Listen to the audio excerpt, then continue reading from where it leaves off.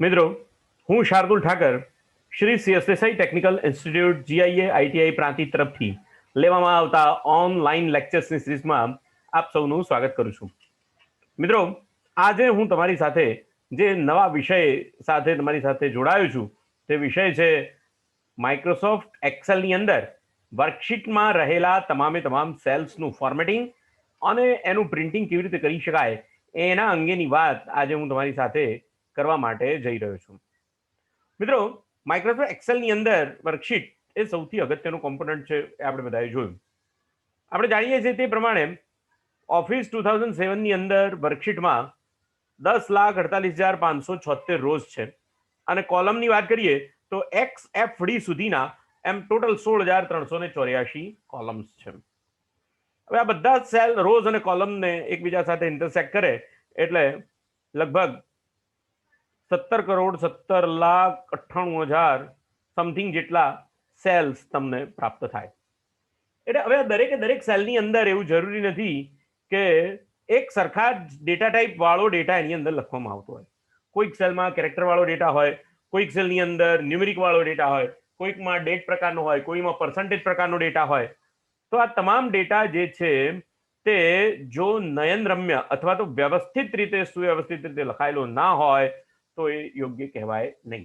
અને એટલા માટે ડેટાને યોગ્ય પ્રમાણે એનું ગોઠવણી કરવી એટલે એનું ફોર્મેટિંગ કરવું એમ કહેવામાં, એની ગોઠવણી કરવી એટલે એનું ફોર્મેટિંગ કરવાનું એમ કહેવામાં આવશે. એટલે મિત્રો, મને ખ્યાલ આજના દિવસમાં, આજના આ લેક્ચરની અંદર આપણે આ બે બાબતો વિશે વ્યવસ્થિત રીતે વિચાર કરવાના છીએ કે ડેટાનું ફોર્મેટિંગ કેવી રીતે થઈ શકે અને સાથે સાથે એ ડેટાની ફોર્મેટિંગ કરેલી જે શીટ છે એની અંદર તમે કેવી રીતે પ્રિન્ટિંગ કરી શકશો. આ બંને બાબતોનો આજના આ લેક્ચરમાં આપણે વિચાર કરવાના છીએ. તો તમને બધાને યાદ હશે કે આપણે એક શીટ સૌથી પહેલા બનાવી હતી.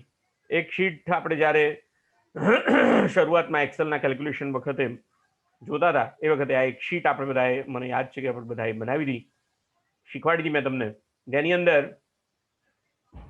વિદ્યાર્થીનું નામ, ડેટ ઓફ બર્થ, ગુજરાતીના માર્ક્સ, મેથ્સના માર્ક્સ અને આ બધા માર્ક્સ કર્યા પછી એનું ટોટલ, એના પર્સન્ટેજ એટલે કે ટકાવારી, એના રિઝલ્ટ્સ એટલે કે એ વિદ્યાર્થી ફેલ છે, એનો ક્લાસ કયો છે, આ બાબતો, મેક્સિમમ માર્ક્સ, મિનિમમ માર્ક્સ અને સાથે સાથે મેક્સિમમ માર્ક કયા વિષયમાં, મિનિમમ માર્ક્સ કયા વિષયમાં પ્રાપ્ત કર્યા છે એ જોવા માટેનો આપણે પ્રયત્ન કરેલો હતો. આ શીટની અંદર બધા જ પ્રકારનો લગભગ ડેટા આવેલો છે. એટલે આપણે હવે આ શીટ જે છે એને ફોર્મેટિંગની અંદર કેવી રીતે કામ કરી શકાય એની વાત આપણે કરવાના છીએ. મિત્રો, કોઈ પણ સેલને, કોઈ પણ ડેટાના સેલને ફોર્મેટ કરવા માટે તમારી પાસે એક અહીંયા આ જે હોમ મેનુ સ્ટ્રીપ છે એની અંદર ફોર્મેટ નામનું ઓપ્શન આપેલું છે. પણ આ ફોર્મેટ મેનુ ઓપ્શન આપેલું છે એના ફોર્મેટ સેલ કહેવામાં આવે. એટલા માટે કોનું ફોર્મેટિંગ? સેલનું ફોર્મેટિંગ. સેલ એટલે એક નાનામાં નાનું યુનિટ કે જેની અંદરથી આપણે અથવા જેને આપણે ફોર્મેટ કરી શકીએ. એનું ફોર્મેટિંગ જે છે એ અહીંયાથી ફોર્મેટ મેનુમાં જવું પડે અને અહીંયા જુઓ, તમને ફોર્મેટ મેનુમાં આટલા ઓપ્શન આપેલા છે. ફોર્મેટ મેનુમાં રોની હાઈટ વધારી શકાય. રોની હાઈટ કેવી રીતે વધારી શકાય તો એ જોઈએ. રોની હાઈટ બે રીતે વધારી શકાય. રોની હાઈટ પોઈન્ટથી પણ વધારી શકાય અને તમે અહીંયાથી તમે આ જે રો છે, સપોઝ કે દેવેન્દ્ર કુમાર પટેલની જે રો છે એને જરા અહીંયાથી એને પિક કરીને ખેંચો તો પણ રોની હાઈટ વધારી શકાય. અચ્છા, આ જ બધી રો છે એને ઓટોફિટ કરવી હોય તો અહીંયા ફોર્મેટ રો ઓટોફિટ રો હાઈટ એટલે આપમેળે એ ફિટ કરી આપે. ડોની અંદર જે પ્રમાણેનો ડેટા છે એ પ્રમાણે તમને રોની હાઈટ એક્ઝેક્ટ મેચ કરીને આપે. એ રીતે અહીંયા આગળ તમે બધી રો સિલેક્ટ કરેલી છે અને એમાં રો હાઈટ ઉપર ક્લિક કરશો તો તમને એ પણ બતાવશે કે આ રોની હાઈટ જે છે એને કેટલા પોઈન્ટ રાખવી છે. સપોઝ કે તમે અહીંયા 15 આપશો તો આ બધી જે રોની હાઈટ છે એ વધી જશે. અહીંયા રોની હાઈટ જે છે એ અહીંયા આગળ આપણે 30 આપીએ છીએ તો આ દરેક રો જે છે એની હાઈટ કેટલી થઈ ગઈ ભાઈ? 30ની હાઈટ થઈ ગઈ. પણ અહીંયા હેડિંગની રોની હાઈટ રહી ગઈ. તો આપણે જેટલી રો સિલેક્ટ કરી હોય એટલી જ રોની હાઈટ જે છે એને તમે સેટ કરી શકો. અહીંયા 30 કરી દઈએ તો હવે બધી જ રોની જે હાઈટ છે એ 30 અહીંયા થઈ ગઈ. અહીંયા format auto fit row selection. તો હવે ઓટો ફિટ એટલે જે પ્રમાણે રો પહેલા હતી એ રીતે. એટલે કોલમની વિડ્થ પણ ફોર્મેટ મેનુ દ્વારા તમે સેટ કરી શકો છો. મિત્રો કોલમની વિડ્થ જે છે તે અહીંયાથી તમે સેટ કરી શકો. અત્યારે દરેક જે કોલમ છે, અત્યારે મારું કર્સર જે સેલમાં છે એના કોલમની વિડ્થ જે છે તે 11.57 છે. સી કોલમની જે વિડ્થ છે એ દરેક કોલમ માટે એક સમાન હોઈ શકે નહીં. દરેક કોલમ માટે એક સમાન વિડ્થ હોઈ શકે નહીં. કારણ કે ટોટલની અંદર સપોઝ કે આ ટોટલનું ખાનું છે, તો ટોટલની અંદર જે વિડ્થ છે, કોલમની વિડ્થ જે છે એ 4.71 છે. કારણ કે એની અંદર એટલા જ આંકડા આવવાના છે, બરાબર. 700 થી વધારે વેલ્યુ આવવાની નથી એની અંદર. તો એ જે કોલમ છે એના માટે આટલી વિડ્થ બરોબર છે. પરંતુ અહીંયા distinction first class second class માટે એટલી વિડ્થ બરોબર નથી. તો અહીંયા કોલમની વિડ્થ જે છે એ 11.57 છે. એનો મતલબ એવો થયો કે કોલમની વિડ્થ એક સમાન રાખીએ તો યોગ્ય નથી. રોની વિડ્થ એક સમાન રાખી શકાય, પણ કોલમની વિડ્થ એક સમાન રાખી શકાય નહીં. અચ્છા, અહીંયા તમારે બીજું એક તમને શીખવાડવા જઈ રહ્યો છું કે સપોઝ કે તમે અહીંયા આગળ આ તમારું નામનું જે કોલમ છે એની કોલમની વિડ્થ સપોઝ કે અહીંયા 24.29 એટલે 25 સેટ કરેલી છે. પણ કોઈ પણ સંજોગવશાત તમે જ્યારે પ્રિન્ટ કરવા જશો ડોક્યુમેન્ટને પેપર ઉપર, એ વખતે આ જે શીટ છે એમાં આવતી નથી. તો આપણે શું કરીએ ભાઈ, કોલમની વિડ્થ જે છે એને થોડી ઓછી કરી દઈએ. અહીંયાથી 16 પિક્સલ જેટલી આપણે એની કોલમની વિડ્થ જે છે એને સેટ કરી દીધી. હવે શું થયું, દેવેન્દ્ર પટેલમાંથી દેવેન્દ્ર તો દેખાઈ ગયું, પટેલ પાછું બીજી લાઈનમાં જતું રહ્યું. તો એ સંજોગોમાં ખાલી પટેલ જે છે એને નીચેની લાઈનમાં લાવી શકાય. એને આપણે ફોર્મેટિંગમાં શીખીએ છીએ હમણાં. એને જે છે તે ટેક્સ્ટ ફોર્મેટિંગ કહેવાય. અને એની અંદર તમારો જે એલાઇનમેન્ટ કહેવાય, અને એની અંદર જે ટેક્સ્ટ કંટ્રોલ છે એને રેપિંગ કરી શકાય. ટેક્સ્ટ રેપ નામનું ઓપ્શન છે. તો હવે ટેક્સ્ટ રેપ કરો તો જે જગ્યા જેથી છોડી હોય ત્યાંથી બાકીનો શબ્દ નીચેની લાઈનમાં આવી જાય. પણ હવે અહીંયા આગળ આપણે એક જ લાઈનનો એટલે રોની હાઈટ વધી ગઈ. બરોબર સમજો આ શું થયું એ બરોબર સમજો. અહીંયા દેવેન્દ્ર પટેલ હતું ત્યાં જગ્યા છોડેલી હતી, પણ આપણી જરૂરિયાત એવી છે કે કોલમની વિડ્થને આપણે બહુ મોટી રાખી શકતા નથી. તો મિનિમાઇઝ કરવા માટે આપણે આ રીતે કરીએ છીએ. તો આ બધા જ સેલને સિલેક્ટ કરી શકીએ અહીંયાથી, અને ફોર્મેટ, અને અહીંયા તમારે જતા રહેવું પડે ફોર્મેટ સેલ પાસે. ફોર્મેટ સેલની અંદર તમારે ટેક્સ્ટ કંટ્રોલ છે એની અંદર રેપ ટેક્સ્ટ છે એને ઓકે કરી દેવું પડે. તો હવે બધો જ ડેટા જે છે એમાં બધા જ નામ જે છે એ 2 લીટીમાં લખાઈ ગયા. એટલે ડેટા તમારો ત્યાં આગળ કોલમ જે છે એને તમે એડજસ્ટ કરી શક્યા, નાનું કરી શક્યા. તો આ રીતે તમે કામ કરી શકો કે જ્યારે તમારી પાસે પેજમાં આખું ટેબલ જે છે એ પ્રિન્ટ ના થઈ શકતું હોય તો એ રીતે રિઝલ્ટ. હવે જો અહીંયા આગળ પણ રિઝલ્ટની અંદર આપણે એવું કરેલું નથી. તો અહીંયા ફોર્મેટ સેલમાં જઈ અને ટેક્સ્ટ પ્રકારનું રેપિંગ જે છે એને હું કાઢી નાખીશ. અને અહીંયા આગળ હવે આ કોલમને હું નાનું કરીશ તો ઓટોમેટિક સેકન્ડ અને ક્લાસ બધું, ફર્સ્ટ અને ક્લાસ, ફેલ અને ક્લાસ, આ બધું એક જ લીટીમાં લખાઈ જશે. હવે એટલે આ જે છે તે ટેક્સ્ટ માટેનું એક સરસ ફંક્શન છે કે જેની અંદર તમે તમારી જે ટેક્સ્ટ છે એને કોલમની વિડ્થને નાની કરવા માટે 2 લાઈનમાં ટેક્સ્ટ એક સાથે મેનેજ કરી શકો છો. તો આ જે છે એને રેપ ટેક્સ્ટ એવું ઓપ્શન કહેવામાં આવશે. ઠીક છે, આગળ વાત કરીએ. આ જે છે ટેક્સ્ટના આ બધી જે પ્રક્રિયા કરી મેં એ બંને ટેક્સ્ટ પ્રકારના ડેટા હતા. બંને સેલની અંદર ટેક્સ્ટ પ્રકારના ડેટા હતા. ઠીક છે. બીજી પ્રક્રિયા જે કરીએ છીએ એ ન્યુમેરિક પ્રકારના ડેટા માટે કરીએ. એક બીજી વાત બતાવી દઉં તમને. અહીંયા આ બધું શું છે, આ બધું જે છે એ બધા માર્ક્સ છે. આ બધા માર્ક્સ છે. તો અહીંયા તમે આવું કરી શકો. હવે તમે બરોબર સમજો હું શું કરવા જઉં છું એ બરોબર સમજો. તો અહીંયા એક વધારાની લાઈન અથવા વધારાની રો અહીંયા હું ઇન્સર્ટ કરીશ, અને અહીંયા જે આ ગુજરાતી ગણિતના માર્ક્સ જે છે એને હું અહીંયા નીચે લાવી દઈશ. અને આ આખું જે આ જે 7 સેલ છે એને મર્જ કરી દઈશ અને ત્યાં લખી દઈશ ખાલી માર્ક્સ. દરેક જુદા જુદા સબ્જેક્ટમાં રહેલા માર્ક્સ. હવે મારી પાસે એવું થશે, હું જ્યારે પ્રિન્ટ કરીશ એ વખતે મને પ્રિન્ટ પ્રિવ્યુની અંદર અહીંયા સિરિયલ નંબર માટે 2 ખાના બતાવશે, એક ખાનું ખાલી રહેશે. તો અહીંયા આગળ સિરિયલ નંબરની નીચેનું જે ખાનું છે એને મારે મર્જ કરવું પડે. એ રીતે નેમનું ખાનું મારે મર્જ કરવું પડે, ડેટ ઓફ બર્થનું ખાનું મર્જ કરવું પડે. હવે ટોટલ આનું ખાનું મારે મર્જ કરવું પડે, પર્સન્ટેજનું ખાનું મર્જ કરવું પડે, રિઝલ્ટનું મર્જ કરવું પડે, મેક્સિમમનું કોલમનું હેડિંગ મર્જ કરવું પડે અને મિનિમમનું હેડિંગનું કોલમ મારે મર્જ કરવું પડે. અને હવે આ આખો જે સેલ છે એને હું સિલેક્ટ કરી દઈશ. એની બહારની બોર્ડર અને ઇનસાઇડ બોર્ડર બધી બોર્ડર જે છે એને ફોર્મેટ મેનુમાં જઈશ, ફોર્મેટ સેલ ઓપ્શન પર ક્લિક કરીશ, એમાં બોર્ડર ઓપ્શન લઈશ. બોર્ડર ઓપ્શનની અંદરથી બધી જ પહેલા તો બોર્ડર હું કાઢી નાખીશ, ઓકે આપી દઈશ, એટલે બધી બોર્ડર મારી નીકળી જશે, બધી જ બોર્ડર નીકળે. હવે તમને અહીંયા એક ઊભી લાઈન, ત્રુટક લાઈન દેખાય છે, એને બરાબર સમજવા પ્રયત્ન કરજો. અહીંયા તમે બરોબર સમજવા પ્રયત્ન કરજો. આ જે લાઈન ત્રુટક લાઈન બતાવે છે તે મારા પેજ સેટઅપના મેનુ પ્રમાણેની મારું પેજ અહીંયા સુધી જ પ્રિન્ટ કરી શકશે એમ બતાવે છે. એ જ્યારે પ્રિન્ટિંગની વાત કરીએ ત્યારે લઈએ છીએ, બરાબર છે. તો હવે આમાં હવે તમને એમ થશે કે હવે આમાં શું મેં નવું કર્યું, તો મારે હવે ન્યુમેરિક વેલ્યુઝ જે છે એનું ફોર્મેટિંગ કેવી રીતે થઈ શકે એની વાત હું તમારી સાથે કરીશ. ન્યુમેરિક વેલ્યુઝનું ફોર્મેટિંગ કેવી રીતે? ન્યુમેરિક વેલ્યુ સૌથી પહેલા તો તમારા સેલની જે રોની હાઈટ છે એના પ્રમાણમાં આ વેલ્યુ કોઈ એક ખૂણામાં નીચે પડેલી દેખાય છે, એને કાં તો તમારે ઉપરની બાજુએ અને મિડલમાં લાવવી જોઈએ. તો હું જેટલા જે મારા માર્ક્સના સેલ છે એને હું સિલેક્ટ કરી લઈશ, માર્ક્સના સેલ છે એને સિલેક્ટ કરી લઈશ અને એને અલાઇનમેન્ટ કહેવાશે. ફોર્મેટ મેનુમાં જઈશ, ફોર્મેટ મેનુમાં ફોર્મેટ સેલ ઉપર ક્લિક કરીશ અને એલાઇનમેન્ટ જે છે એ એનું હોરિઝોન્ટલ અને વર્ટિકલ 2 એલાઇનમેન્ટ આપેલા છે, બરોબર છે.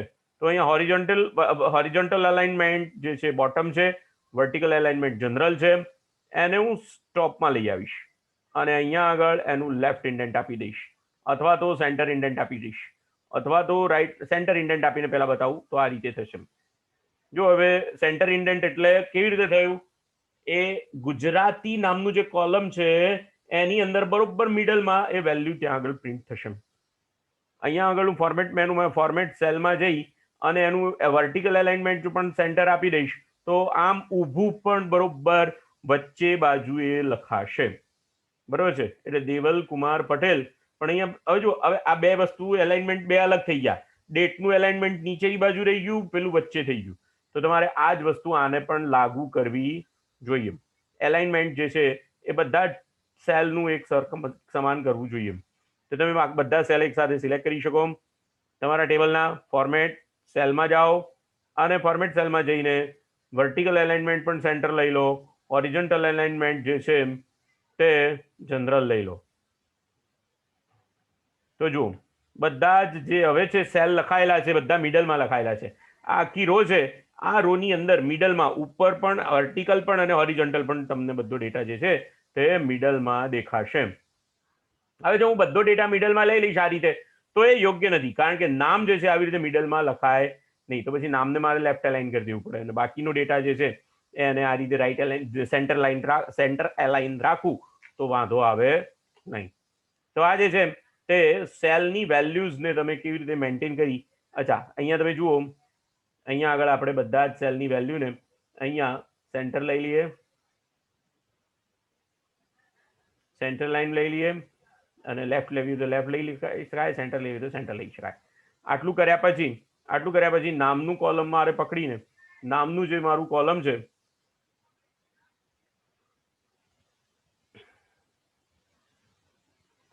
એને પકડીને લેફ્ટ અલાઇન કરી દેવાનું, એટલે બાકી બધું બરોબર રહેશે. બાકી બધું મારું ડેટા જે છે તે હવે બરોબર રહેશે. એટલે તમે અહીંયા જોઈ શકો છો બધો જ ડેટા જે છે 15 નામ વાળો ડેટા, સેન્ટર અલાઇનમેન્ટ એટલે સેલ અને રોની આ મેં તમને શેનું ફોર્મેટિંગ બતાવ્યું, ફક્ત અને ફક્ત રો અને સેલનું ફોર્મેટિંગ બતાવ્યું. હવે આગળ વાત કરીએ, બોર્ડરની વાત કરીએ.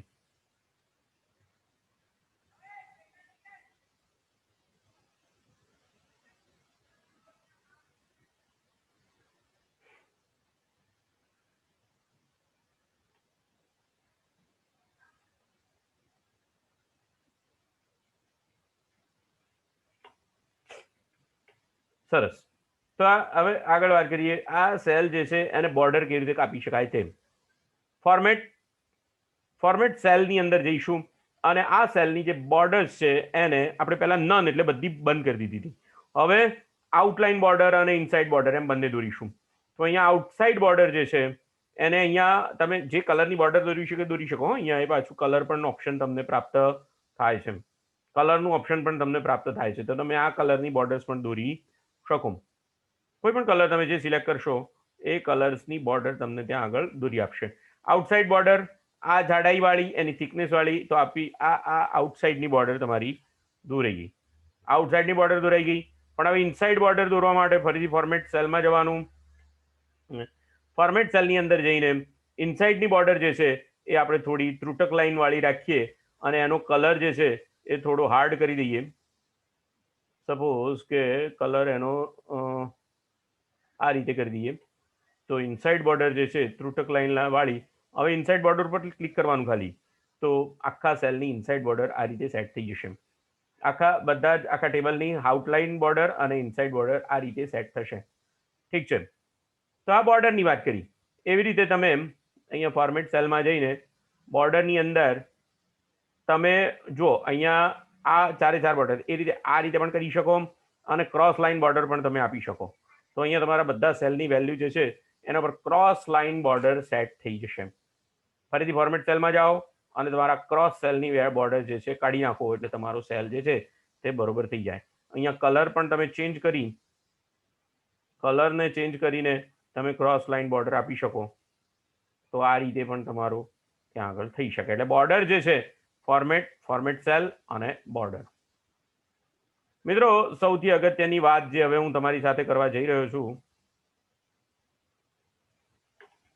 ઓકે આપી દઉં છું. હવે હું તમારી સાથે જે વાત કરવા જઈ રહ્યો છું તે જુદા જુદા સેલની અંદર જે જુદી જુદી વેલ્યુઝ લખાયેલી હોય એનું ફોર્મેશન કેવી રીતે થઈ શકે એની વાત કરવા જઈ રહ્યો છું. એટલે એ પણ ફોર્મેટ સેલમાં જ આવશે.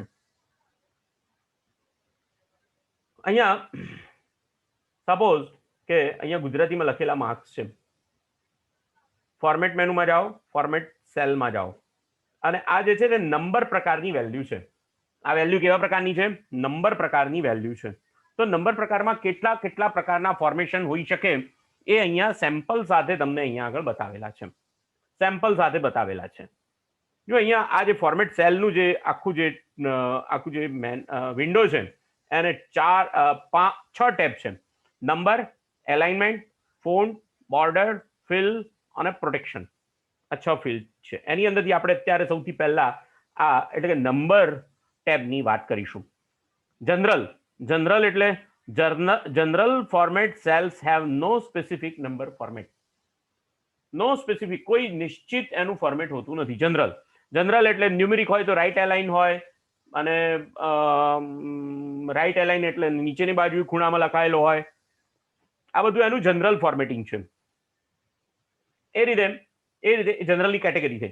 એ રીતે નંબરની કેટેગરી. હવે નંબરની કેટેગરીની અંદર તમે આ રીતે તમને સેમ્પલ આપેલા છે. નંબરની કેટેગરીમાં તમે ડેસિમલ પ્લેસીસ મૂકી શકો. પોઈન્ટ એટલે ડેસિમલ પ્લેસ, 2 અક્ષર પછી 3 અક્ષર પછી, ડેસિમલ પ્લેસીસ પછી 3 અક્ષર, 4 અક્ષર, 1 અક્ષર તમે અહીંયા આગળ પ્લેસ કરી શકો. એ રીતે જો તમારો આંકડો મોટો હોય તો તમે સેપરેટર તરીકે કોમા પણ મૂકી શકો. એનું અહીંયા સેમ્પલનું ફોર્મેટ તમને આપેલું છે. અહીંયા સેમ્પલનું ફોર્મેટ બતાવે છે. પણ આપણા નંબર ઉપર એ આ લાગુ કેમ નથી પડતું કે આપણો આંકડો જ 35 છે, એની અંદર કોઈ કોમા ફોર્મેટ હોય તો પણ કોઈ ફરક પડે નહીં. કારણ કે કોમા ક્યારે મૂકવામાં આવડે? તો ભાઈ પહેલા 2 આંકડા લાખની વેલ્યુ હોય, 1000ની વેલ્યુ હોય, એની અંદર કોમા જે છે તે તમને યોગ્ય રીતે દેખાય અને યોગ્ય કામ કરે તો કોમા એની અંદર જરૂર પડે, પણ આમાં કોમાની જરૂર નથી. બીજી વસ્તુ અહીંયા એ છે કે નેગેટિવ વેલ્યુ. જો તમારી કિંમત નેગેટિવ હોય તો તે લાલ અક્ષર દેખાય, કાં તો માઇનસ દેખાય, કાં તો કૌંસમાં દેખાય. કૌંસમાં અને લાલ અક્ષર એમ બંને દેખાય. તો આપણી વેલ્યુ તો આ જે છે તે તો પોઝિટિવ છે. તો આ રીતે આપણે આ જે છે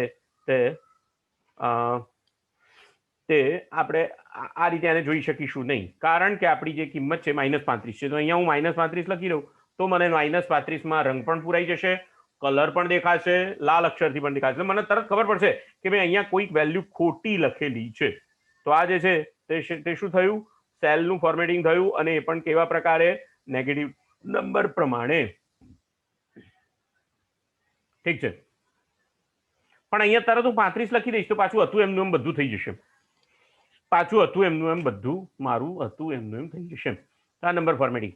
બીજી વાત એમાં નંબર ફોર્મેટિંગમાં આગળનું જે જોઈએ તે કરન્સી ફોર્મેટિંગ. જો કરન્સી ફોર્મેટિંગની અંદર આગળ રૂપીઝ લખાય છે, આ રૂપીસ કેવી રીતે લખાય છે? તો રૂપીસ જે છે તે મૂળભૂત રીતે તમારા રિજિયોનલ એન્ડ કરંટ સેટિંગની અંદરથી લખાય છે, બરાબર. અત્યારના જમાનામાં અત્યારના જે સમયગાળો છે એની અંદર રૂપીઝનો સિમ્બોલ તમે જુઓ તો તમને રૂપીઝનો સિમ્બોલ પણ પ્રાપ્ત થાય છે. આ રૂપીઝનો સિમ્બોલ ખરેખર આપણો અહીંયા આરએસ લખવાની જરૂર નથી, આરએસ લખવાની જરૂર નથી. રૂપીઝનો ફોન્ટ આખો હોય છે. એ હું તમને બતાવું કેવી રીતે થાય છે.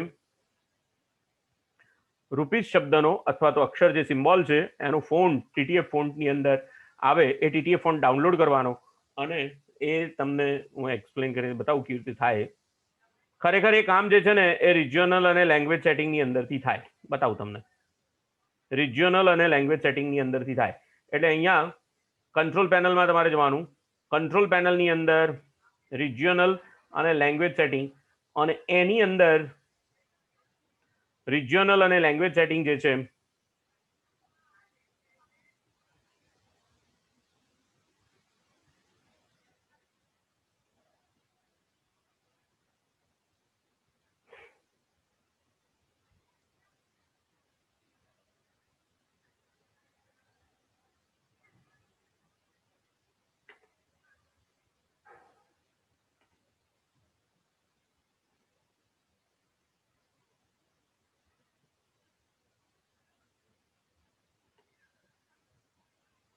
યસ, રિજિયોનલ અને લેંગ્વેજ સેટિંગની આ જે વિન્ડો છે એની અંદર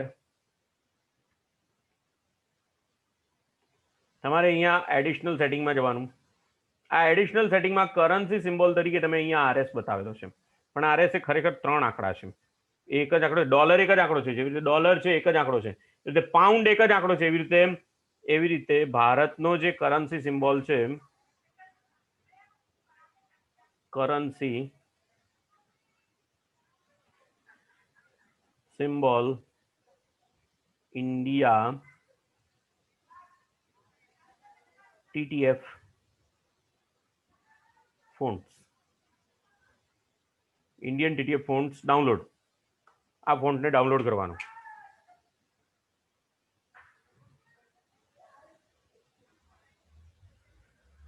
અહીંયા તમે જશો તો આ ટ્રુ ટાઈપ ફોન્ટ્સ ડાઉનલોડ કરવાનો.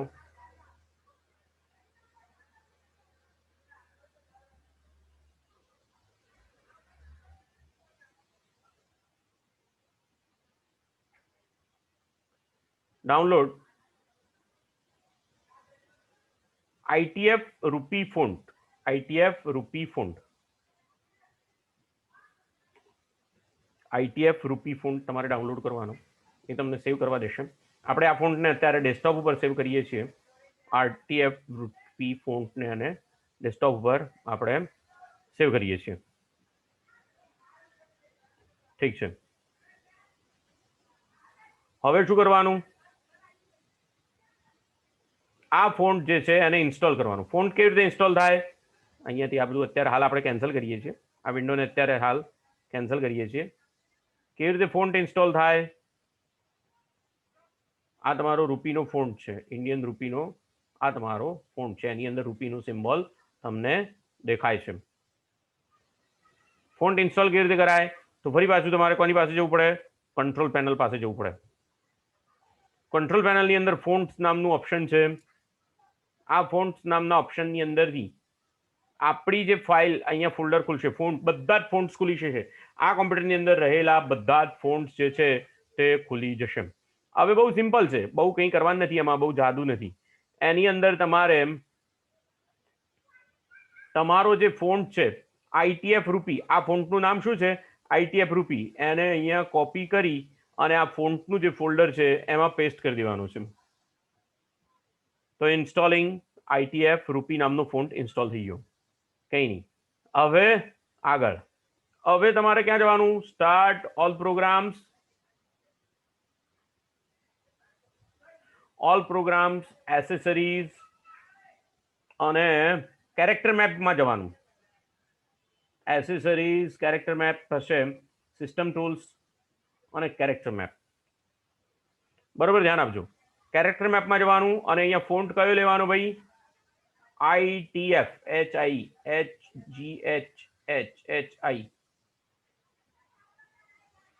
આઈટીએફ. આઈટીએફ રૂપી નામનો ફોન્ટ લેવાનો, એટલે એની અંદર તમને રૂપી સિમ્બોલ પ્રાપ્ત થશે. એમાંથી આ જે રૂપી સિમ્બોલ છે, કેપિટલ રૂપી સિમ્બોલ છે, એને કોપી મારવાનો, એને કોપી કરી દીધો, અને હવે આ રૂપી સિમ્બોલ જે છે એને તમારે અહીંયા એડિશનલ સેટિંગમાં જવાનું, કરન્સીમાં જવાનું અને અહીંયા પેસ્ટ કરી દેવાનું. ફોન્ટ તરીકે આ સિમ્બોલ પેસ્ટ થઈ જશે. એપ્લાય આપો,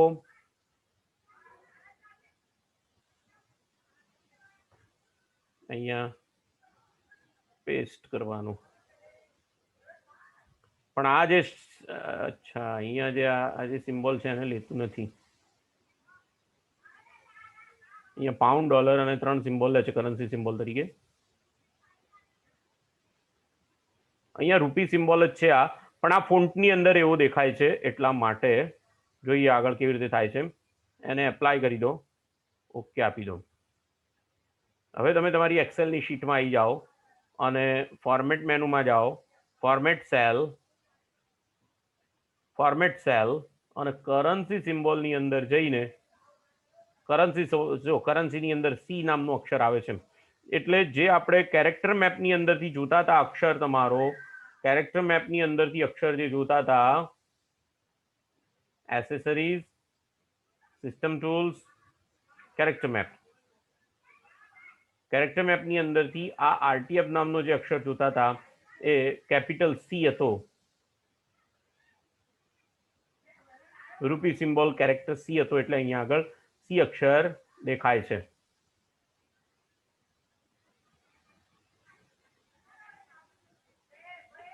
યુનિકોડ 0046 એની વેલ્યુ છે, 43 વેલ્યુ છે, કેપિટલ સી ની અક્ષરની વેલ્યુ છે.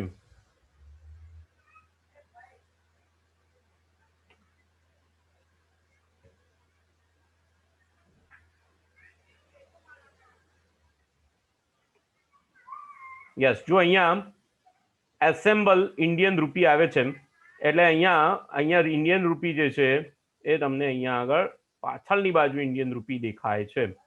તો હવે તમારું જે છે એ કરન્સી સિમ્બોલ, રૂપી કરન્સી સિમ્બોલ તમારું અહીંયા આગળ સેટ થઈ જશે. તો મિત્રો આ રીતે તમે એને સેટ કરી શકો, પણ આપણે એને ફોર્મેટ તરીકે એને નંબર પ્રમાણે રાખવાનું છે, એટલે અને એની અંદર સેપરેટર તરીકે 0 પણ નહીં મૂકીએ, આની અંદર 35 જ કિંમત મૂકીશું, તો હવે આપણો નંબર જે છે આ રીતે સેટ થશે. ઠીક છે, આગળ જઈએ. કરન્સી એકાઉન્ટિંગની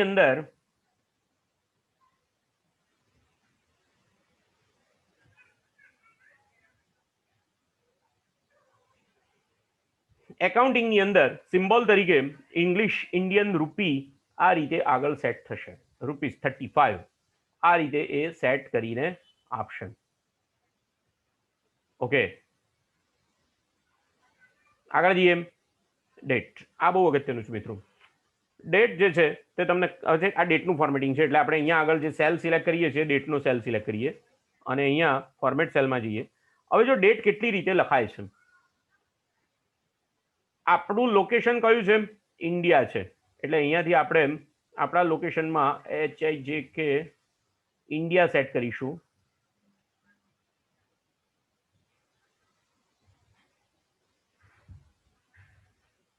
હિન્દીની અંદર ઇન્ડિયામાં આ રીતે અપરાહ્ન, હા અપરાહ્ન એટલે પાછળ, PM, AM અને PM, બરોબર છે.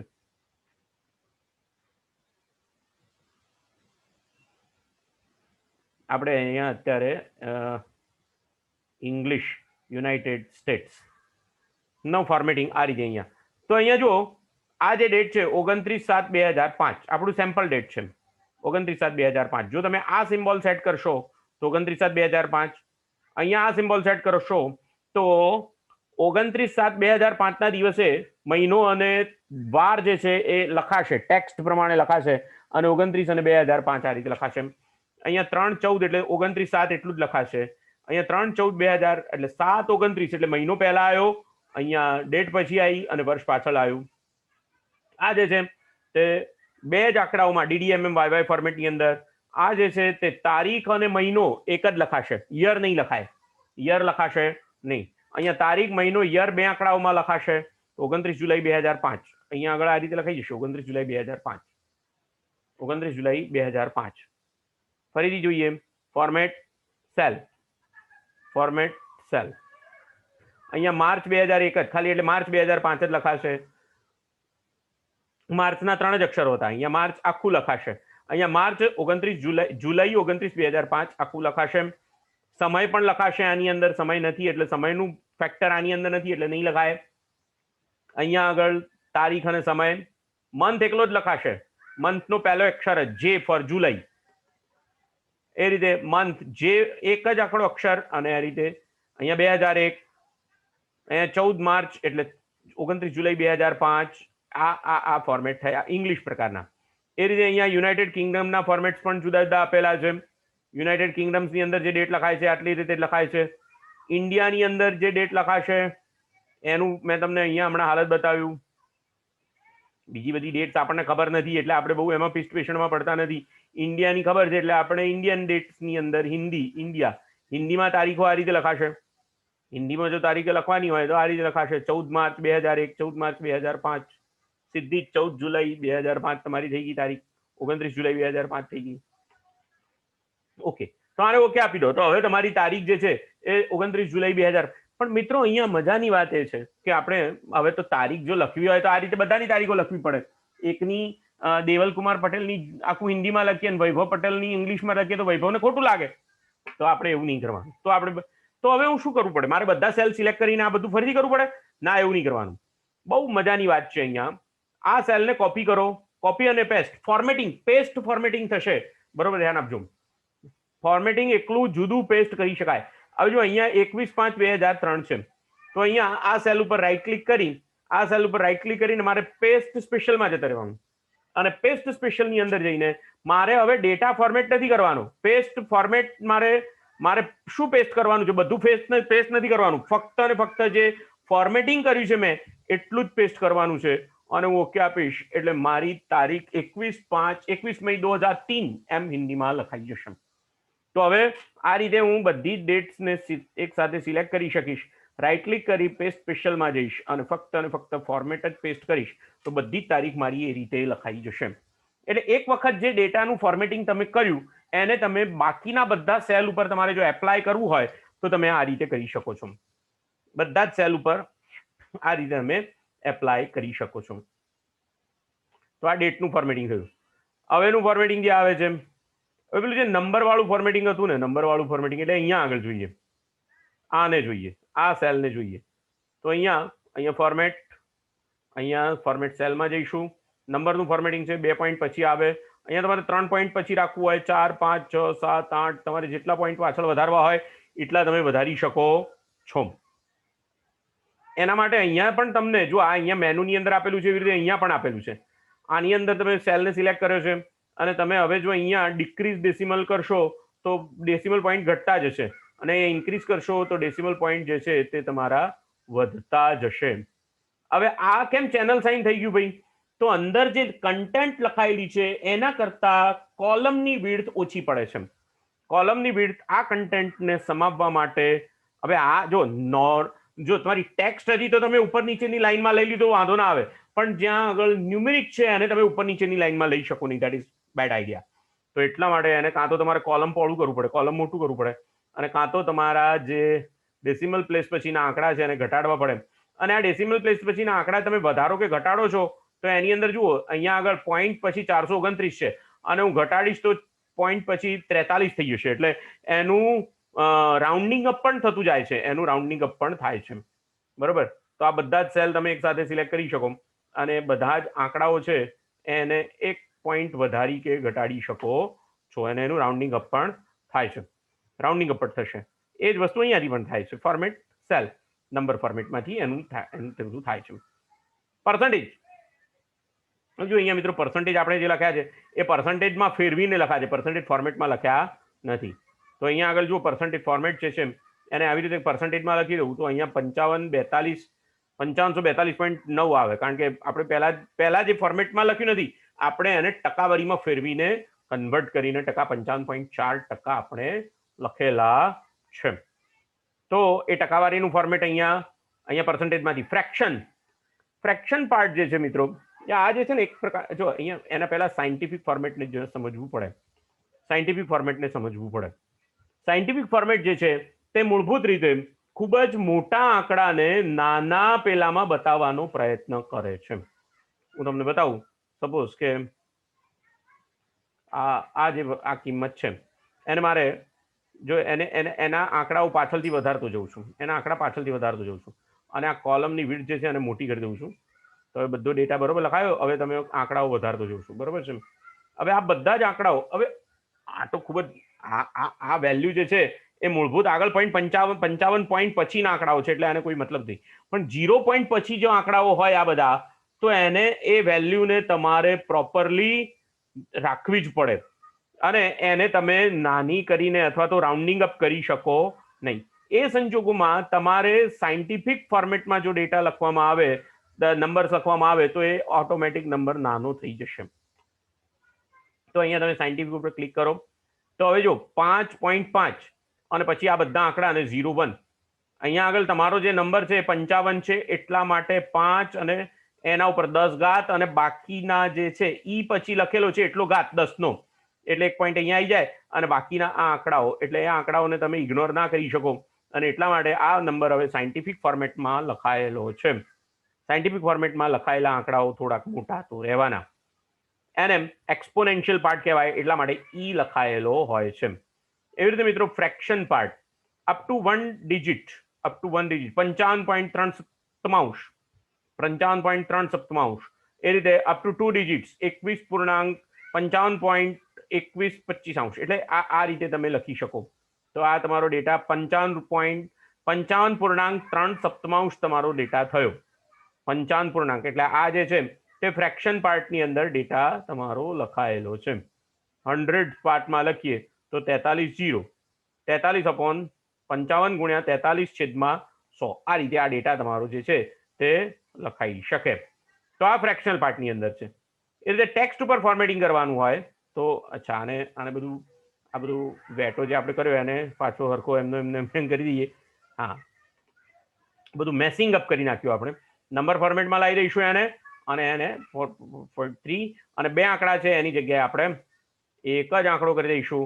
અને હવે આ સેલ કેટલો મોટો છે મને બરોબર યાદ નથી, અથવા તો મારે આ કોલમની જે વિડ્થ છે એને ઓટોમેટિક સેટ કરી દેવી હોય, તો અહીંયા આગળ જઈ એલ અને એમ કોલમની વચ્ચે જઈને હું ડબલ ક્લિક કરીશ,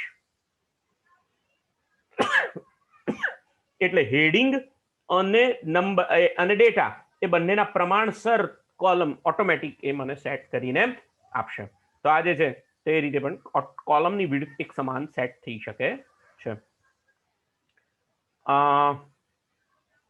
એ પણ તમને બતાવું. બધા કોલમની વિડ્થ સપોઝ કે જુદી જુદી હોય, અને તમારે બધા જ કોલમને એ રીતે સેટ કરવું હોય તો પણ થઈ શકે છે. તો એના માટે તમારે શું કરવાનું, જેટલા કોલમ્સ છે તમારા એ બધા સિલેક્ટ કરી લેવાના, અને જે છેલ્લું તમારું સિલેક્શન હોય ત્યાં જઈને ડબલ ક્લિક કરો, એટલે બધા જ કોલમની વિડ્થ આપમેળે ઓટોમેટિક અંદર જે પ્રમાણે ડેટા છે એ પ્રમાણે સેટ થઈ જશે. અહીંયા આગળ આ સેલને તમારે નાનો કરવો હોય તો હજી કરી શકો છો, પણ એની અંદર અમુક તારીખો દબાઈ જશે. એ અમુક તારીખો જે છે એ સેટ થશે નહીં, કે જે વધારે મોટી છે. અચ્છા, અહીંયા બધો ડેટા અંગ્રેજીમાં છે, આ હિન્દીમાં લખ્યું છે એટલે આ જરા જુદું પડે છે. આપણે એને અંગ્રેજીમાં પાછું લાવી દઈએ. ફોર્મેટ, સેલમાં જઈએ, ડેટ ફોર્મેટ, અને અહીંયા હિન્દીની જગ્યાએ હવે આપણે અમેરિકન ડેટ ફોર્મેટમાં યુનાઇટેડ સ્ટેટ્સના ફોર્મેટમાં લઈ આવીએ, અને એની અંદર પણ 14 માર્ચ 2001, 29 જુલાઈ 2005 લાવી દઈએ. તો હવે આ બધી ડેટ જે છે એ તમારી કોઈને પણ સમજવામાં પ્રોબ્લેમ થાય નહીં, બરોબર છે. સ્પષ્ટ લખેલું છે 9 ઓક્ટોબર 2001, આ સ્પષ્ટ લખેલું છે. ઠીક છે, આગળ જઈએ. ટેક્સ્ટને ફોર્મેટ કરીએ. અહીંયા જુઓ, આ દેવકુમાર પટેલ ફોર્મેટ અને ફોર્મેટ ટેક્સ્ટ. ટેક્સ્ટનું ફોર્મેટિંગ કેવી રીતે થઈ શકે? Text format cells are treated as text even when the number is in the cell. જો તમે ડેટાનું ફોર્મેટિંગ ટેક્સ્ટ પ્રમાણે કરશો તો ભલે ને નંબર હોય એને ટેક્સ્ટ તરીકે જે ગણશે, બરોબર છે. એ રીતે સ્પેશિયલમાં તમારે ઝીપ કોડ લખવો છે. અચ્છા, 383205 લખવું છે. અહીંયા સપોઝ કે પ્રાંતિજનો 383205 એવું લખવો છે, પણ આ જે કોડ છે એમાં વચ્ચે જગ્યા આપવાની છે. તો ફોર્મેટ સેલમાં જાઓ અને એને સ્પેશિયલમાં જતા રહો, ઝીપ કોડ ઝીપ કોડ +4 માં ફોન નંબર અને આ રીતે તમારે લખવો હોય તો લખી શકાય, સોશિયલ સિક્યુરિટી નંબર. પણ આપણે આ રીતે નથી લખવું, તો એના માટે કસ્ટમમાં જવું પડશે. કસ્ટમમાં જવું પડશે. તો આ કસ્ટમની અંદર નંબર છે એને વચ્ચે સ્પેસ આપીને મારે લખવાનું છે.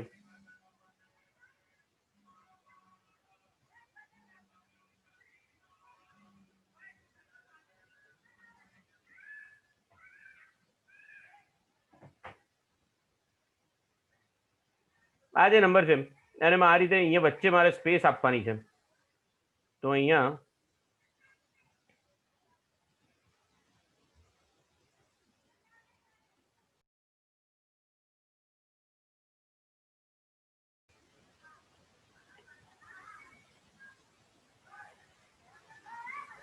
મારી સ્પેસ જે છે ફોર્મેટ સેલ અને એમાં કસ્ટમ ફોર્મેટમાં વચ્ચે 3 જીરોમાં મેં વચ્ચે સ્પેસ કરી દીધી, તો મારી એ સ્પેસ કસ્ટમ ફોર્મેટમાં રહી.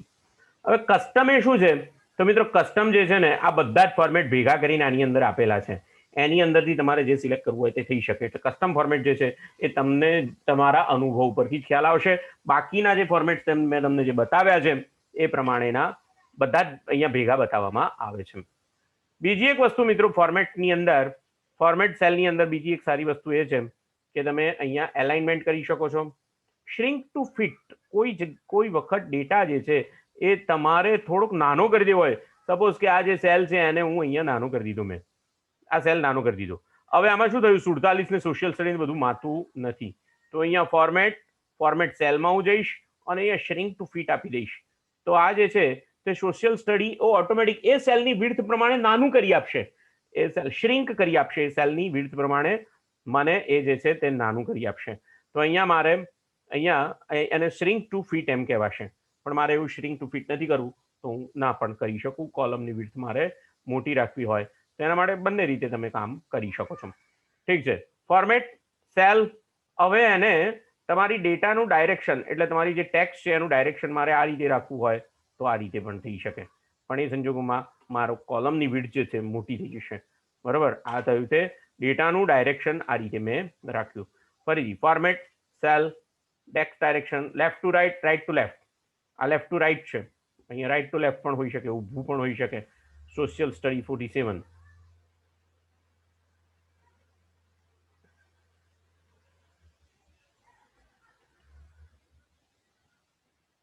એ રીતે તમે અહીંયા 180 ડિગ્રી છે અને અહીંયા -90 ડિગ્રી આ રીતે પણ સેટ કરી શકો.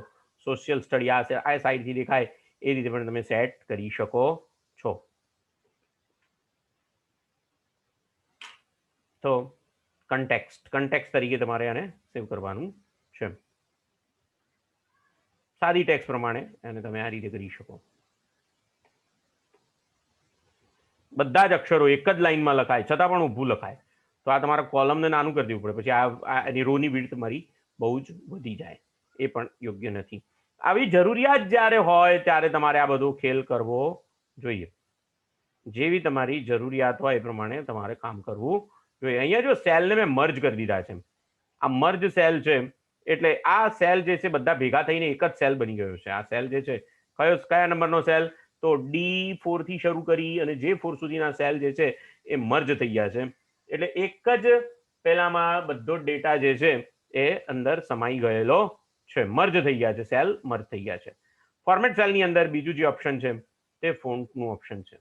મિત્રો તમે ફોન્ટ ઉપર પ્રક્રિયા તમે આપણે વર્ડની અંદર શીખી રહ્યા છીએ.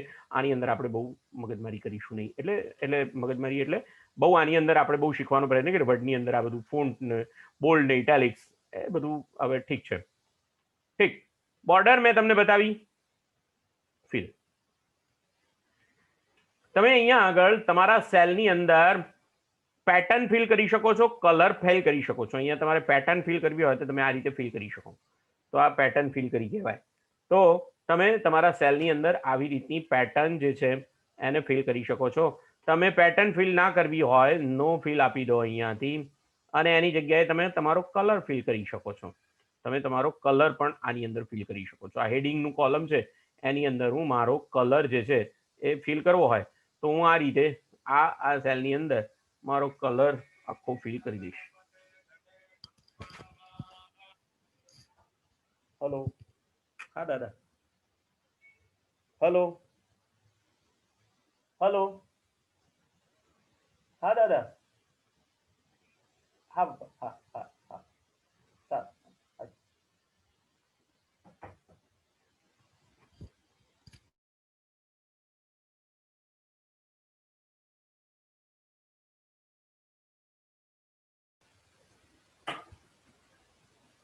ઓકે, નેટવર્કની કંઈક ઇસ્યુ હતો એટલે પ્રોબ્લેમ આવ્યો કે નહીં, આપણે શેર કરી દઈએ ફરીથી. તો અહીંયા તમે જે કલર અહીંયા સિલેક્ટ કરશો એ કલરથી તમારા આખા પેલી જે સેલ્સ છે એમાં કલર ફિલ થઈ જશે. અહીંયા અહીંયા ફિલ ઇફેક્ટ્સની અંદર તમે બે કલરની પેટર્ન, એને ગ્રેડિયન્ટ કહેવાય, બે કલરની પેટર્નને તમે અહીંયા આગળ આ રીતે ફિલ કરી શકો છો. ફ્રોમ કોર્નર આ રીતે, ફ્રોમ સેન્ટર.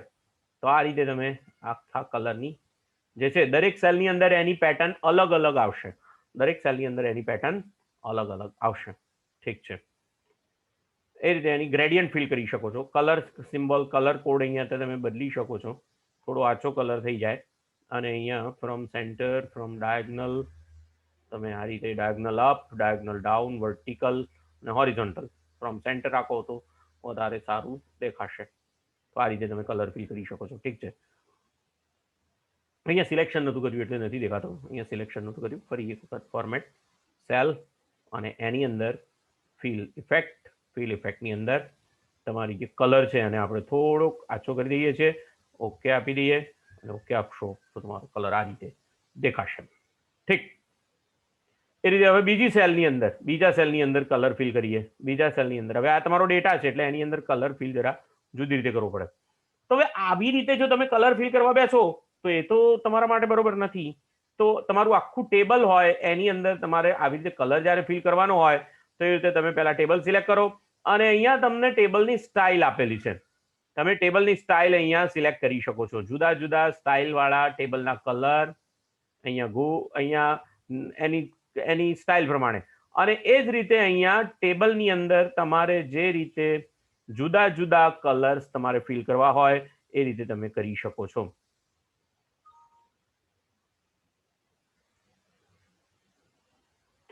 તો આ જે છે તમારા ટેબલની અંદર બધા કલર જે છે તે ફિલ થઈ ગયા. અચ્છા, અહીંયા આગળ આખું ટેબલ સિલેક્ટ કરી દઈએ અને હવે ફરીથી ફોર્મેટ, ટેબલ અને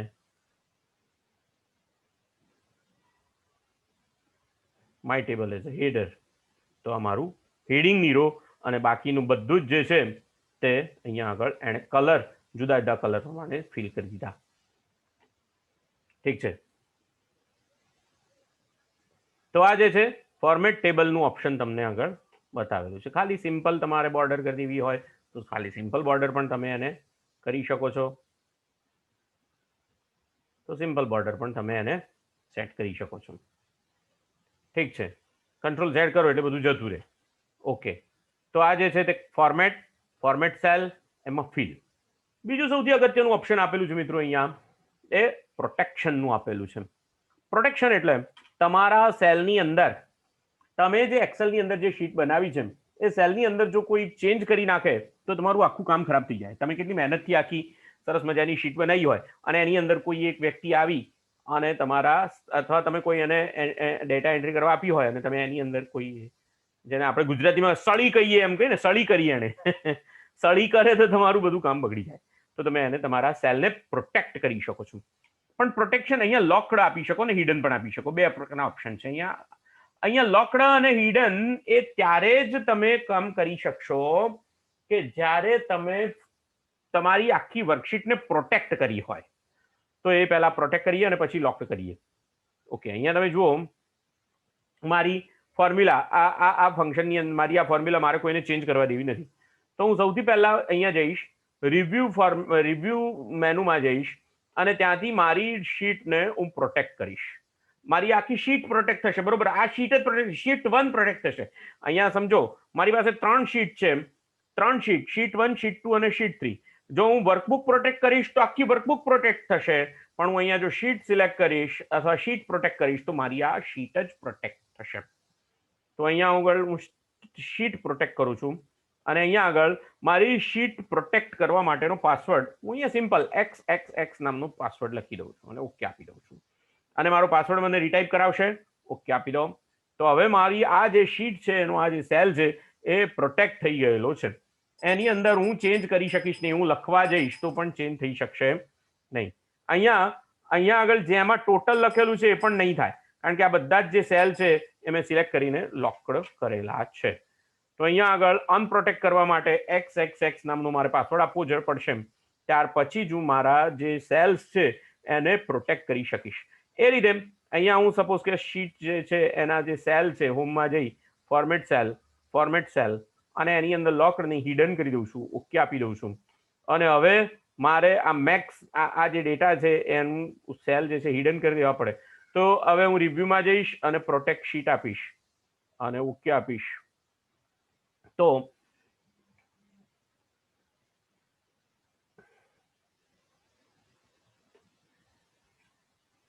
ફરીથી એક વખત મારે સેલને પ્રોટેક્ટ કરવાના છે. Protect sheet, insert column, delete column, sort on autofill, આ બધું નથી કર્યા એટલે આ બધા સેલ સિલેક્ટ નહીં કર્યા. પાસવર્ડ હું અહીંયા XXX મારો પાસવર્ડ આપીશ. ઓકે, XXX મારો પાસવર્ડ રહેશે. અને હવે આ મારા આ ડેટા જે છે તે પ્રોટેક્ટ થઈ ગયા છે. જો લોકડ નથી કર્યું, મેં હિડન કર્યા છે. અહીંયા હું હોમમાં આવીશ, ફોર્મેટ. હવે હું સેલમાં ફોર્મેટ કરી શકીશ નહીં. અનપ્રોટેક્ટ કરવા માટે XXX મારો પાસવર્ડ મૂકવો પડશે. ફોર્મેટ સેલ, હિડન છે. Formula has no effect until you protect the worksheet. Review tab, changes group, protect sheet button, આ બધા બટન જે છે તે બંધ થઈ જશે. તો આ રીતે તમે તમારી શીટ જે છે એને પ્રોટેક્ટ કરી શકો છો. ઠીક છે. એ ક્યાંથી થશે? ફોર્મેટ મેનુમાંથી, ફોર્મેટ સેલ અને એની અંદરથી પ્રોટેક્શન મેનુમાંથી આ કામ થશે. વિઝિબિલિટી, હાઇડ અને અનહાઇડ. સપોઝ કે અહીંયા આની જે વિઝિબિલિટી છે, હોમ હાઇડ કરી દઈએ, હાઇડ રોઝ, હાઇડ કોલમ્સ, તો બધું હાઇડ થઈ ગયું. એ રીતે અહીંયા બીજી એક મજાની વાત છે મિત્રો, શીટને તમે રીનેમ કરી શકો છો. તમારી શીટ છે એનું નામ બદલી શકો છો. તો અહીંયા હું my marksheet, MARKSHEET, my marksheet નામની શીટ મેં બનાવી દીધી. તો આ જે શીટ છે એનું નામ મારું શું થઈ ગયું? My marksheet. પણ શીટ 2 છે એનું નામ શીટ 2 જ રહ્યું. આ માર્કશીટ, આ જે મારી શીટ છે એને મારે મૂવ કરવી હોય તો અહીંયા મૂવ કરી શકું છું. છેલ્લે અહીંયા મારે મૂવ કરવી હોય તો છેલ્લે મૂવ કરી શકીશ. શીટ 3 ને અહીંયા મૂવ કરી દઈશ એટલે ઓટોમેટિક મારી માર્કશીટની જે શીટ છે હવે 3 નંબરની શીટ થઈ ગઈ. છેલ્લી શીટ, મારું પોઝિશન છેલ્લી શીટમાં આમ થઈ ગયું. મિત્રો આ આખી શીટ જે છે એને બરોબર ધ્યાન આપજો. અહીંયા હું એક વર્ડની બીજી એક્સેલની બીજી ફાઇલ ખોલું છું. આ આખી શીટ બરોબર ધ્યાન આપજો. અહીંયા આગળ મારી પાસે બુક 1 નામની હવે વર્કબુક બીજી છે. હવે આખી શીટ મારે અહીંયા લાવવી હોય, તો એ બહુ સરળ કામ છે. જોઈએ કેવી રીતે થાય છે. અહીંયા રાઈટ ક્લિક કરો અને અહીંયા એટલે તમારે બંને જેની અંદર લઈ જવી હોય એ પણ ખુલ્લી રાખવી પડે વર્કબુક, અને જે વર્કશીટ અથવા વર્કબુક લઈ જવી હોય એને પણ ખુલ્લી રાખવી પડે. અને અહીંયા મૂવ, અહીંયા રાઈટ ક્લિક કરો, માય માર્કશીટ ઉપર રાઈટ ક્લિક કરો, મૂવ ઓર કોપીમાં જાઓ. જો તમારે મૂવ કરી દેવી હોય તો અહીંયાથી જતી રહેશે, ત્યાં પેલી નવી જે શીટ બનાવી છે એની અંદર તમારી શીટ જતી રહેશે. અને અહીંયા જ રાખવી હોય તમારે અને કોપી કરવી હોય તો અહીંયા ક્રિએટ કોપી ઉપર ક્લિક કરવું પડશે. બરોબર ધ્યાન આપજો. આ માય કેલ્ક્યુલેશન નામના એક્સેલની ફાઇલ છે, એની અંદરથી મારે મૂવ અથવા તો કોપી કરવાની છે. કઈ શીટ? તો માય માર્કશીટ મારે કોપી કરવાની છે. ક્યાં આગળ કોપી કરવાની છે? ન્યૂ વર્કબુકની અંદર કોપી કરવાની છે.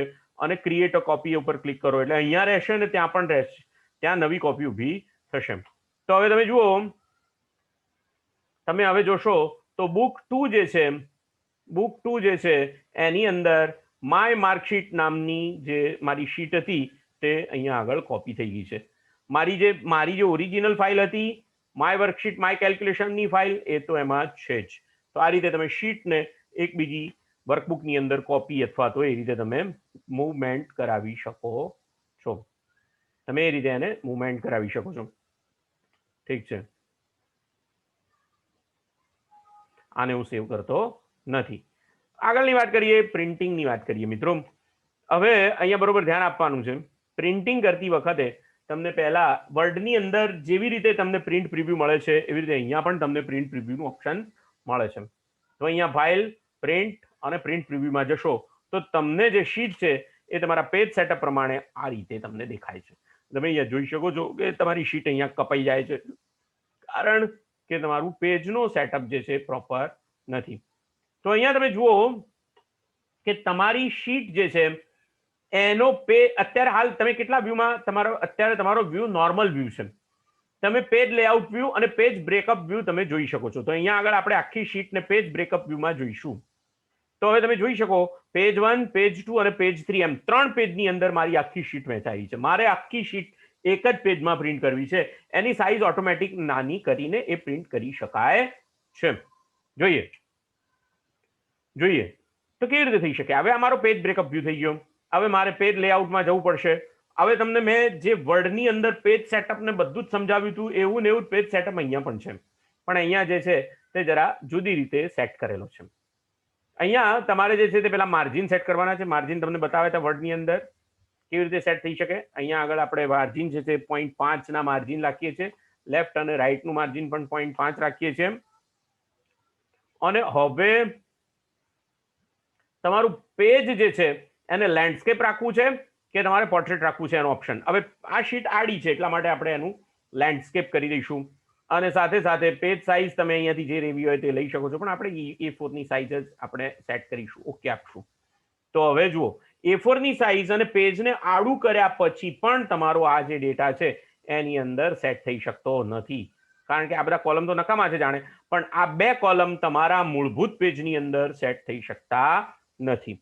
હવે એને એ 2 કોલમ્સને તમારા એક જ પેજમાં લેવા માટે 2-4 વસ્તુઓ તમે કરી શકો છો. કઈ કઈ વસ્તુઓ કરી શકો છો? સૌથી પહેલા તો અહીંયા આ જે ફોર્મેટ છે એને કાઢી નાખીએ આપણે. અહીંયા રૂપીસનું ફોર્મેટ આપણું આવી ગયું છે. ફોર્મેટ, સેલ અને નંબરની અંદર જઈશું, ઓકે આપી દઈશું એટલે આપણું નંબરનું ફોર્મેટ થઈ જશે. અને આ જ ફોર્મેટ આપણે બાકીના બધા કોલમ્સમાં પેસ્ટ કરી દઈશું. તો Ctrl+C કરીશું અને બધા જ કોલમને સિલેક્ટ કરી પેસ્ટ સ્પેશિયલમાં જઈશું અને ફક્ત ફોર્મેટ જ પેસ્ટ કરીશું. તો આ બધું ફોર્મેટ પેસ્ટ થઈ જશે. તમારું ફોર્મેટ પેસ્ટ થઈ ગયું. હવે તમે જુઓ, હવે તમે એને બરાબર જોજો. જો ગુજરાતી મેથ્સ બરાબર છે. આ કોલમને હજી થોડુંક નાનું કરીશું તો પણ ગુજરાતી અંદર સમય તો જાય જ છે. ગુજરાતી નામ જે છે, આ જે ગુજરાતીનો જે સેલ છે એ થોડોક નાનો કર્યો. મેથ્સનો સેલ પણ થોડોક નાનો કરી શકીશું. સાયન્સનો સેલ થોડોક નાનો કરી શકીશું. પણ સોશિયલ સ્ટડીનો સેલ તો ઘણો નાનો છે, ઘણો મોટો છે, અને થોડોક નાનો કરી શકાય. પણ કેમ નથી થતો?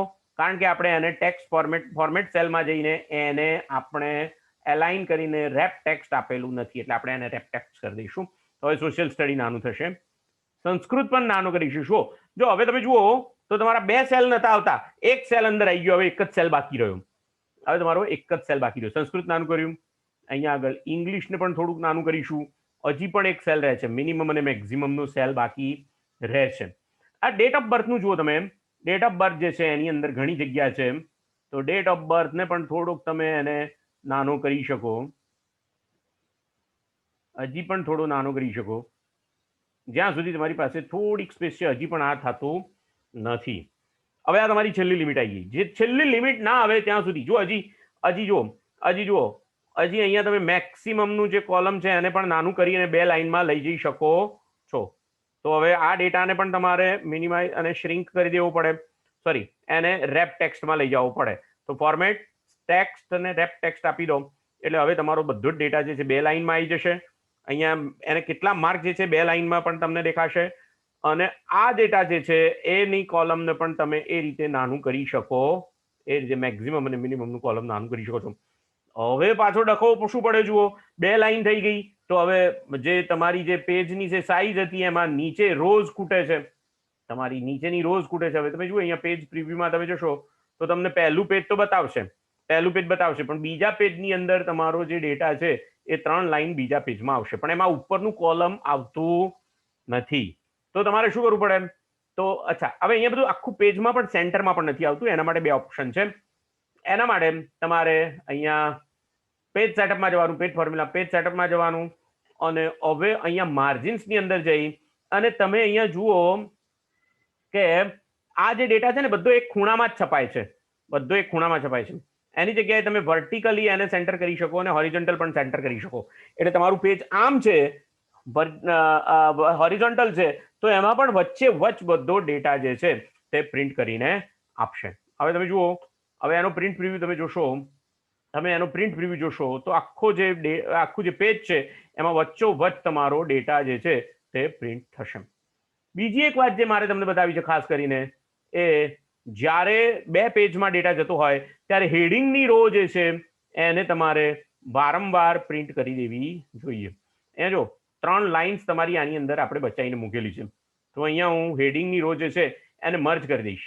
સૌથી પહેલા આ જે લાઇન છે એને મર્જ અને સેન્ટર કરી દઈશ, અને ત્યાં હું હવે ગુજરાતીમાં લખી દઈશ, અથવા અંગ્રેજીમાં, કંઈ વાંધો નહીં, Shri CS Desai, Shri CS Desai technical